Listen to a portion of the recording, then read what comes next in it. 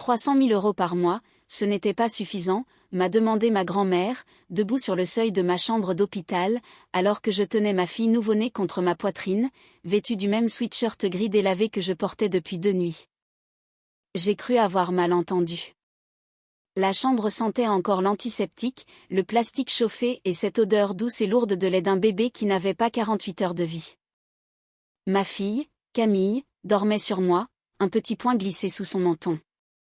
Il y avait un bracelet en papier autour de son poignet, un berceau d'hôpital près de la fenêtre, et une facture posée face contre table sur la table de chevet, car je l'avais déjà consultée 3 fois, et, à chaque fois, mon cœur s'emballait dans ma gorge. Ma grand-mère, Éléonore de Valois, n'a pas regardé le berceau. Elle m'a regardé moi. Elle a balayé du regard mon sweatshirt, les genoux élimés de mon legging, mon sac de voyage bon marché posé près de la chaise, et la façon dont j'avais glissé l'enveloppe de la facture sous un magazine, comme si on pouvait dissimuler de l'argent en cachant du papier. Puis, elle a répété sa question, plus lentement cette fois, 300 000 € par mois, ce n'était pas suffisant. Je l'ai fixé, la gorge sèche. Je n'avais pas dormi plus d'1 heure d'affilée depuis 2 jours. Mon corps me semblait encore étranger, meurtri. J'étais trop épuisée pour prétendre comprendre ce qu'elle racontait. J'ai murmuré, « Grand-mère, de quoi parles-tu » Elle a fait un pas de plus dans la chambre. Son visage était devenu immobile, ce qui, chez elle, était bien pire que la colère. La colère est un feu qui brûle vite. L'immobilité signifiait qu'elle était déjà en train de structurer sa riposte. J'ai viré 300 000 € le premier jour ouvrable de chaque mois depuis votre mariage, a-t-elle dit. Je pensais que vous aviez fait le choix d'une vie simple. Je supposais que vous bâtissiez votre vie avec prudence. Je n'imaginais pas cela. Elle a laissé ses yeux parcourir à nouveau ma silhouette.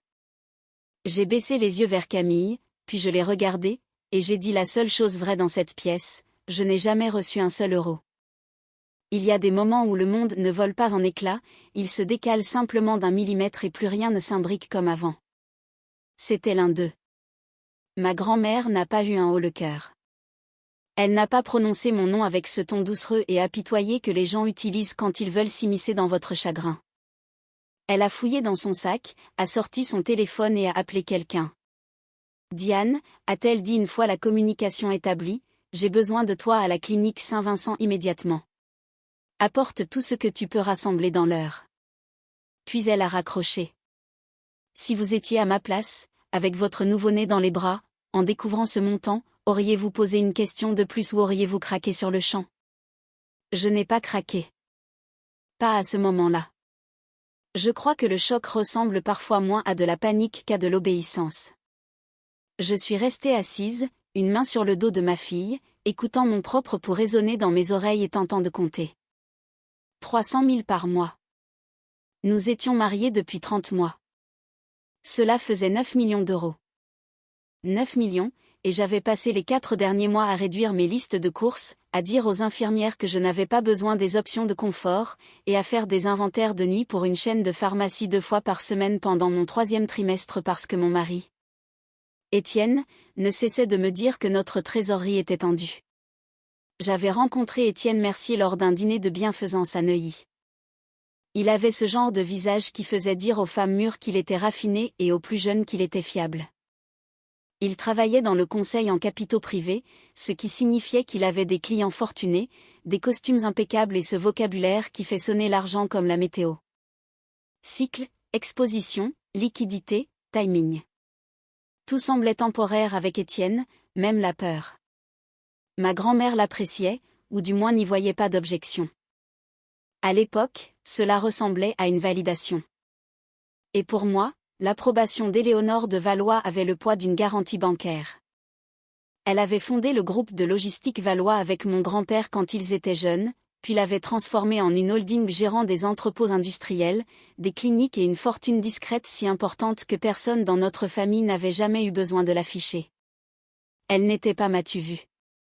Elle portait du cachemire banal, conduisait un vieux Range Rover et signait des chèques à 6 chiffres avec la même expression que lorsqu'elle commandait un thé. Quand Étienne m'a demandé en mariage, je pensais épouser un homme qui comprenait la stabilité comme moi, calme, privé, sans drame. Je vois maintenant que ce que je prenais pour de la pondération était en réalité un contrôle absolu sous un visage plaisant. Le premier mouvement a pris l'apparence d'une gentillesse, un compte commun, disait-il, simplifierait tout. Crédit immobilier, facture, courses, épargne pour le bébé. Un seul endroit pour tout. Un seul système. Il disait être meilleur pour surveiller les flux, et je l'ai cru parce qu'il parlait comme un homme qui avait déjà les réponses aux problèmes que je n'avais même pas encore identifiés. Au début, c'était bénin. Les notifications allaient sur son téléphone parce qu'il gérait les prélèvements automatiques. Les changements de mots de passe passaient par son mail parce qu'il avait conçu l'interface. Les gros virements étaient plus simples s'il les gérait, car sa banque avait de meilleurs outils. Tout cela était présenté sous le sceau de l'efficacité. Puis est venue la seconde phase. Je posais une question et il contournait la réponse. Puis-je voir ce qu'il reste après le paiement du crédit? Il répondait, je gère. Ne te stresse pas avec le timing. Pourquoi la carte a été refusée au magasin de puériculture? Une alerte fraude. J'ai déjà réglé ça. Utilise l'autre carte pour l'instant. Est-ce qu'on va vraiment bien? Il souriait, m'embrassait le front et disait, on est très bien. J'ai juste besoin que tu arrêtes de penser comme une célibataire et que tu commences à penser en personne mariée. L'argent ne circule plus de la même façon. Cette phrase m'est restée en tête pendant des mois. L'argent ne circule plus de la même façon. C'est le moins qu'on puisse dire. À 6 mois de grossesse, j'avais déjà commencé à réduire mes besoins, non pas parce qu'il l'avait ordonné, Étienne était trop intelligent pour ça. Il m'avait laissé y arriver toute seule. Il m'avait laissé être reconnaissante pour le peu. J'achetais des vitamines génériques. Je remettais en rayon les pyjamas de grossesse et je continuais à porter mes vieux pulls trop grands. Je ne commandais plus jamais rien de supplémentaire au restaurant, si tant est que nous sortions. Je faisais semblant que mes douleurs dorsales étaient gérables. Puis, il y a eu les inventaires de nuit. Un ancien collègue connaissait quelqu'un qui gérait des équipes d'audit pour une chaîne de pharmacie. Le travail consistait à compter les stocks après la fermeture, scanner les rayons, debout trop longtemps sous des néons froids. C'était payé rapidement. J'ai dit à Étienne que j'avais trouvé un petit extra pour équilibrer. Il avait l'air impressionné, c'est l'une des choses que j'admire chez toi. Tu ne t'effondres pas quand la vie devient difficile. Je me souviens de cette phrase maintenant et je me dis que je devais me tenir devant lui, mon estime de moi bradée, en train de compter des tensiomètres à 2 heures du matin. Étienne cultivait les apparences. Il y avait des dîners qui comptaient, des week-ends clients qui comptaient, des parties de golf qui comptaient, des cadeaux qui comptaient, tous apparemment trop stratégiques pour être remis en question. Puis ma belle-mère, Viviane Mercier, a commencé à passer plus souvent. Viviane Mercier avait perfectionné l'art de paraître charmante tout en faisant de chaque phrase une insulte si on y réfléchissait après coup. Elle entrait dans ma cuisine et disait « Oh, c'est bien, tu restes dans la simplicité. » Ou « La grossesse peut faire se laisser aller certaines femmes, mais au moins, Étienne n'est pas superficiel. » Elle portait toujours des tons crème et camel, avec des bijoux qui semblaient hérités, même quand c'était évident que non. Elle avait des avis sur la peinture de la chambre, l'allaitement, les poussettes. Elle ne criait jamais. Elle cultivait la pression. Des colis ont commencé à arriver pour Étienne presque chaque jour, chaussures, montres, chemises, une fois un sac de voyage en cuir qui coûtait plus cher que ce que j'avais gagné en un mois d'audit nocturne. Il disait que c'était des cadeaux de clients. Une autre fois, Viviane est apparue avec un nouveau bracelet, fin, brillant et coûteux. Elle a ri en disant qu'elle avait eu de la chance dans une vente aux enchères. Tout avait une explication. Chaque explication était juste assez propre pour glisser au-delà de la suspicion. Quand la vie que vous croyez en difficulté s'avère être une mise en scène, devez-vous affronter votre conjoint sur le champ ou continuer à écouter pour comprendre jusqu'où cela va? Je continuais à écouter. Je me répétais que le mariage connaissait des saisons inégales. Il y avait eu un mardi, au 8e mois, que je n'arrive pas à oublier. Je me tenais au rayon bébé d'un supermarché, à hésiter entre 2 boîtes de lait infantile que je voulais stocker même si le bébé n'était pas encore là. J'avais une calculatrice ouverte sur mon téléphone. J'avais déjà reposé 2 articles. Un inconnu a bousculé mon caddie et s'est excusé, j'ai souri comme si tout allait bien. Le soir même, Étienne postait une photo d'un restaurant chic à Manhattan avec 2 clients et une bouteille de vin sur la table qui coûtait probablement plus cher que mon loyer mensuel. Je ne l'ai même pas disputé quand il est rentré. J'ai juste demandé comment s'était passé le voyage. Il a dit, productif. C'était tout. Quand j'ai atteint la 36e semaine, mon médecin m'a ordonné d'arrêter les audits. Ma tension montait. Mes chevilles étaient gonflées. J'ai dit que je le ferais. Puis j'ai pris un dernier tour parce que la facture d'électricité était arrivée et que le chiffre m'avait donné le vertige. C'était ça, la vie que je pensais protéger, un mariage sous pression, un mari faisant de son mieux, une constriction temporaire dont nous ririons plus tard. Puis Camille est arrivée en avance. Mon accouchement a commencé un jeudi d'orage et s'est terminé, 20 heures plus tard, avec une fille qui est entrée dans le monde furieuse, magnifique et bien vivante. Je n'avais jamais aimé quelque chose aussi vite. C'était comme si mes os la connaissaient avant mon esprit. Je me souviens aussi d'avoir regardé la liste des options de confort postpartum et d'avoir doucement refusé tout ce qui ressemblait à un luxe. Chambre particulière, suivie d'allaitement à domicile, infirmière de nuit.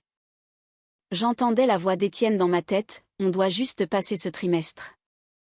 Ma grand-mère est entrée dans cette chambre et a brisé le trimestre, l'année, tout le mensonge. Environ 40 minutes après son appel, Étienne et Viviane sont arrivés. Je connaissais le bruit de ses pas avant même de lever les yeux, confiant, mesuré, presque enjoué. Il portait des fleurs. Viviane avait un sac cadeau bleu pâle. Ils sont entrés en souriant, comme des gens qui s'attendent à entrer dans une scène qu'ils contrôlent encore. Puis Étienne a vu ma grand-mère. Son sourire n'a pas disparu d'un coup. Il s'est figé un battement de trop, ce qui était, d'une certaine façon, pire. Viviane a récupéré la première. Éléonore, quelle surprise. Ma grand-mère ne l'a pas regardée. Elle a fixé Étienne, où est l'argent de ma petite fille? Étienne a posé les fleurs sur le rebord de la fenêtre. Je suis désolée, je ne vois pas de quel fond vous parlez. Ma grand-mère a répondu, ne m'insultez pas et ne perdez pas votre temps dans la même phrase. C'était la chose la plus glaciale que j'ai jamais entendue sur un ton de conversation courante. Chaque mois depuis que vous avez épousé Naomi, 300 000 € ont été versés sur un compte destiné aux dépenses du foyer, un compte que vous gérez, un compte que Naomi n'a apparemment jamais été autorisée à surveiller de façon indépendante. Alors, je vous demande une fois, où sont-ils? Étienne a fini par me regarder et il n'y avait aucune culpabilité sur son visage.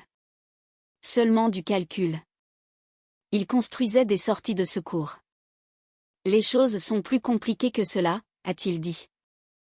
Il y avait des obligations, des problèmes de timing, des décisions de réinvestissement. C'était tout pour le foyer. J'ai pris la parole, ma voix était fine, mais elle ne tremblait pas, je comptais l'argent des courses.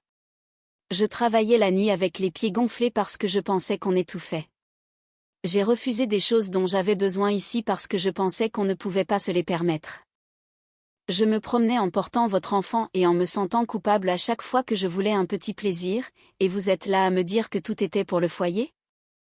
Viviane s'est avancée, Naomi, ma chérie, tu viens d'avoir un bébé. Ce n'est pas le moment de traiter la complexité financière avec un corps plein d'hormones. Ma grand-mère s'est tournée vers elle, si votre nom apparaît quelque part sur cet argent, le silence serait le choix le plus sage à votre disposition. Viviane s'est figée. C'est là que j'ai compris que ma grand-mère soupçonnait bien plus qu'un détournement. Elle soupçonnait une complicité. Mon avocate arrive, a dit ma grand-mère. Naomi et le bébé partent avec moi ce soir.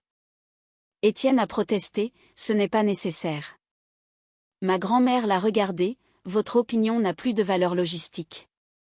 Je suis rentrée avec elle ce soir-là, pas avec Étienne, pas dans la maison avec l'îlot en marbre importé et les oreillers soigneusement disposés que Viviane aimait inspecter. Je suis allée chez ma grand-mère à Old Greenwich, où les fenêtres étaient anciennes, où les lattes de parquet grinçaient et où chaque pièce sentait légèrement le cèdre, le thé et le genre de sécurité dont j'avais été cruellement privée. Cette première nuit, je me suis assise dans la chambre d'amis où j'avais dormi depuis l'enfance, Camille contre ma poitrine, et j'ai revécu les 2 dernières années comme une scène de crime reconstituée à l'envers. Diane Roark est arrivée le lendemain à 8h15. Elle avait 62 ans, un cadre étroit, un regard vif, vêtue d'un tailleur bleu marine qui semblait n'avoir jamais connu le moindre pli. Elle s'est présentée, s'est lavé les mains, a jeté un coup d'œil à Camille en me disant qu'elle était magnifique, puis s'est assise à la table de la salle à manger, commencé au début, et n'enjolivait rien. Alors je l'ai fait. Diane n'interrompait que pour structurer les faits. À la fin, elle a ouvert un dossier assez épais pour stupéfier n'importe qui, virement mensuel entrant des holdings de la famille Valois, a-t-elle dit en faisant glisser la première feuille vers moi. 30 dépôts, tous ponctuels, sur le compte du foyer. Puis, Diane a posé la deuxième feuille. Dans les 48 à 72 heures suivant chaque virement, des sommes significatives étaient détournées. D'abord vers le compte de courtage personnel d'Étienne Mercier, puis vers une société de gestion enregistrée dans le Delaware, Mercier Strategic Advisory. Il en est l'unique contrôleur. J'ai regardé date après date après date. La cartographie d'une trahison est une chose très laide. Elle a un rythme. Diane a tourné une autre page, il y a aussi un flux de bénéfices secondaires. Viviane Mercier était utilisatrice autorisée sur une carte premium payée par le côté courtage. Hôtel, boutique, spa, voyage, bijoux, des honoraires de consultants qui semblent fictifs. Elle n'était pas juste témoin du vol, elle s'en nourrissait. Cette phrase a fait quelque chose en moi. Non pas parce que j'avais aimé Viviane, mais parce que je me souvenais de chaque fois qu'elle m'avait jaugée et trouvée insuffisante. De chaque fois qu'elle avait sous-entendu qu'Étienne portait plus de fardeau que moi parce que je ne comprenais pas le monde comme leur famille. Je lui ai dit, ils m'ont fait vivre avec une allocation piochée dans mon propre argent. Diane a répondu, oui. Puis elle a sorti le document final. C'est la partie que je préfère vous laisser lire vous-même. C'était la transcription d'une sauvegarde cloud liée à une enceinte connectée dans la cuisine de Viviane. Diane a dit que la récupération était propre, légale et horodatée. J'ai lu les lignes, une fois, 2 fois. Viviane disait, elle pense toujours que serré signifie temporaire. Étienne disait, elle fait confiance au processus si je lui dis calmement. Viviane disait, elle te demandera à toi avant de demander à une banque. Étienne disait, c'est pour ça qu'on la garde fatiguée, pas paniquée, juste fatiguée. Je me suis arrêtée là. Il y a des douleurs qui brûlent. Celle-ci était froide, chirurgicale. Ils n'ont pas seulement compté sur ma confiance, ils l'ont gérée, budgétisée, utilisée comme un actif renouvelable. Diane a déposé plainte l'après-midi même. Fraude civile, abus de confiance, détournement, demande d'urgence pour la saisie des comptes. Et parce qu'Étienne avait signé une lettre d'intention de 11 millions d'euros avec un groupe de capital privé 2 semaines plus tôt, Diane a également préparé un avis factuel concis pour les parties effectuant le processus de diligence raisonnable sur lui. Ma grand-mère a lu le projet et a fait une modification. Elle a barré une phrase qui utilisait le mot « regrettable » et a dit « rien de tout cela n'était regrettable ». C'était orchestré. Donc, Diane l'a supprimé. Les premiers appels d'Étienne ont commencé avant le dîner. Naomi, décroche. Tout est déformé. Ta grand-mère ne comprend pas comment fonctionnent ces structures. Je n'ai répondu à aucun. Les SMS ont suivi, je protégeais le capital. J'essayais de construire quelque chose pour nous. Tu mets en péril l'avenir de Camille parce que tu es émotionnel et épuisé. Cette phrase m'a presque fait rire. Émotionnel et épuisé. Il avait passé 2 ans à concevoir exactement cet état et voulait maintenant l'utiliser comme preuve contre moi. En 3 jours, le groupe de capital a suspendu le second tour de table. En 5, ils ont demandé des divulgations complètes. En 1 semaine, Étienne appelait depuis des numéros inconnus parce que j'avais bloqué les autres.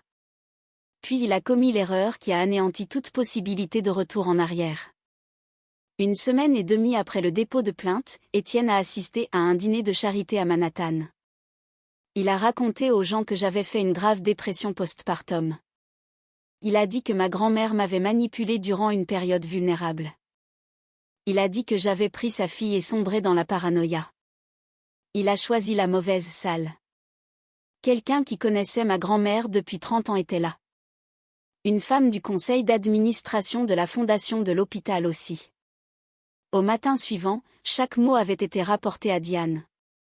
Elle a ajouté « diffamation » avant le déjeuner. Puis elle a envoyé une copie de la plainte amendée aux mêmes personnes qui réévaluaient déjà Étienne comme gestionnaire de l'argent d'autrui. C'était l'effondrement réel. La lettre d'intention a expiré en premier, puis les invitations ont cessé, puis l'écosystème soigneusement maintenu autour d'Étienne, les dîners, les poignées de main, a commencé à s'effilocher. La réputation dans ce monde n'est pas une question de moralité, c'est de la gestion de risque. Étienne était devenu un risque. Viviane a essayé une fois. Elle s'est présentée au portail de ma grand-mère, avec un manteau crème et un visage arrangé en signe de chagrin. Ma grand-mère ne l'a pas laissée entrer. Elle est restée sur le seuil pendant que Viviane parlait de « malentendu familial » et de « préserver la dignité ». Ma grand-mère a écouté jusqu'à ce que Viviane dise « Nous voulons tous le meilleur pour le bébé ». Ma grand-mère a répondu « Si c'était vrai, vous auriez laissé à sa mère assez d'argent pour faire les courses ». La conversation s'est arrêtée là. Quand Camille a eu 4 mois, le dossier était devenu une série de délais et de déclarations sous serment. À 6 mois, Étienne ne luttait plus pour son innocence. Il luttait pour une réduction de peine, moins d'exposition, moins de dégâts. Il m'a laissé un message vocal un soir à 23h42. Il disait qu'il avait fait des erreurs. Il disait qu'il s'était perdu en essayant de subvenir à nos besoins. Il disait qu'il m'aimait. Il disait qu'il espérait qu'un jour je verrais que rien de tout cela n'était par méchanceté. C'était presque le pire, le savoir-faire de sa manœuvre. Même ses remords avaient une structure. J'ai gardé le message, pas pour moi, pour Camille. Un jour, elle demandera quel genre d'homme était son père. Si elle le fait, je veux qu'elle l'entende de sa propre voix, modelant la vérité en quelque chose qui le flatte avant de s'en aller. Je me suis installée dans une petite maison blanche à 3 rues de celle de ma grand-mère quand Camille a eu 7 mois. J'ai repris un travail à temps partiel dans le développement pour une association médicale. J'ai ouvert mes propres comptes. Je surveille chaque chiffre moi-même. La première fois que j'ai acheté un bon manteau sans demander la permission à une voix dans ma tête, j'ai pleuré sur le parking, puis j'ai ri de moi-même. Un samedi matin, ma grand-mère est venue tôt. Camille jouait sur une couverture. Après un moment, ma grand-mère a dit « J'aurais dû structurer cela différemment ». Je savais ce qu'elle voulait dire. Virement direct, trust protégé, contrôle séparé. Je pensais te donner la liberté, a-t-elle dit. Ce que j'ai donné au mauvais homme, c'est l'accès. Il y a des excuses qui tentent d'échapper à la responsabilité, et celles qui disent la vérité même quand cela ne sert à rien. Les siennes étaient du second type. J'ai fait confiance à ton mariage parce que tu le faisais. Puis j'ai laissé cette confiance remplacer la vérification. Tu l'as payé. Je suis désolée. Ma gorge s'est serrée. Je n'ai rien vu non plus, ai-je répondu. Elle a hoché la tête, c'est pour ça que ça a marché. Nous sommes restées silencieuses.